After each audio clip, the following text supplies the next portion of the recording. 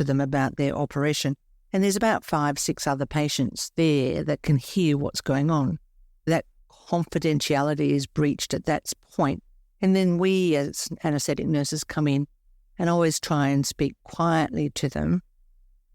And can you tell me what you're having done, because you're checking their consent form? But some of it's quite personal, or they can't pronounce the words and you don't want to say it out loud because everyone in the room can hear it. Mm-hmm. But yeah, they're now feeding off listening to other surgeons talk to the other patients, and then other anaesthetists and then other anaesthetic nurses. And then they come and see them wheeled away. That feeds to their anxiety at times. People don't realise is interesting, because one of the studies I did when I was doing my original degree was about the noises in theatre. And people underestimate how loud ripping paper is, chatting in the corner. If you've been waiting for hours and you're finally on the bed and you think, okay, everybody's focusing on you now. Yes. And you hear someone chatting about what they're doing on the weekend. I know. Yeah. The surgeon walks in and he's talking about something else. Yeah. And you're thinking, oh my God. Yes. Yeah. And I think people underestimate. It would be a really great thing, I reckon, for all trainee surgeons to be put on a bed and wheeled around into a theatre and see what it's like being on the receiving end. I know I've had that conversation with the public dental list, where there's a group of dental students. Yeah, or sitting chatting. And I've gone over multiple times, Do you think that patient wants to know about what you're doing? Or do you think that patient wants to think that we are all here focused on him? Oh, sometimes I've had to give the look. Yeah, no, I give the sign. Yeah.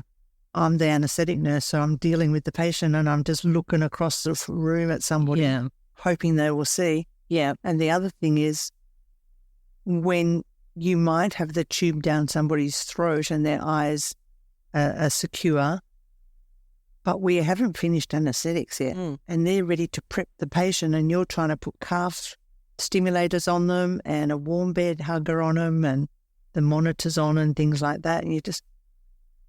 Anaesthetics is not finished yet. Yeah. Stop. I can't get in there when you're draping and you're sterilising everything, and I'm trying to get under the drapes and get to the patient's legs and things.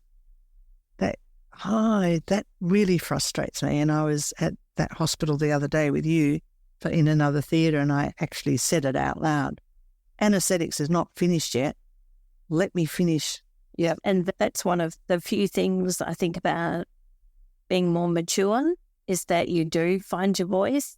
And you're much more subtle when you voice it, which is to the surgeon.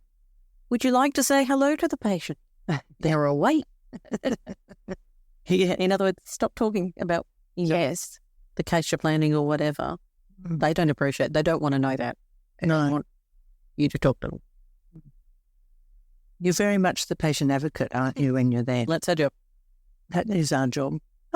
Nurses, marvellous. Super nurses, you can't live without them. That should be a bumper sticker. I think there is one. There is. I've got one on my car.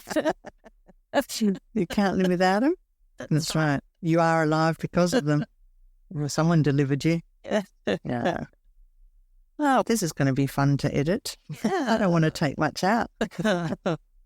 So we wind it up there. Sure. You got anything else to say? I don't think so. I usually think of things on the way home, but then if I haven't thought of them now, then another day. Another time. Thank you for coming back in, Suzanne. No, it's very good to see you. Yeah, you and Susie, thank you for coming and giving us your time for your podcast and your stories. I really appreciate that. You haven't drunk much of your wine, you two. Am I the only one? Even with a sore wrist, yes, and still pick up a glass. Thank you for tuning in to Conversations with Nurses. To find more episodes, head to iTunes, Spotify, or wherever you get your podcast. If you are a nurse with a story to share, send us an email at nurses@barefootmedia.co.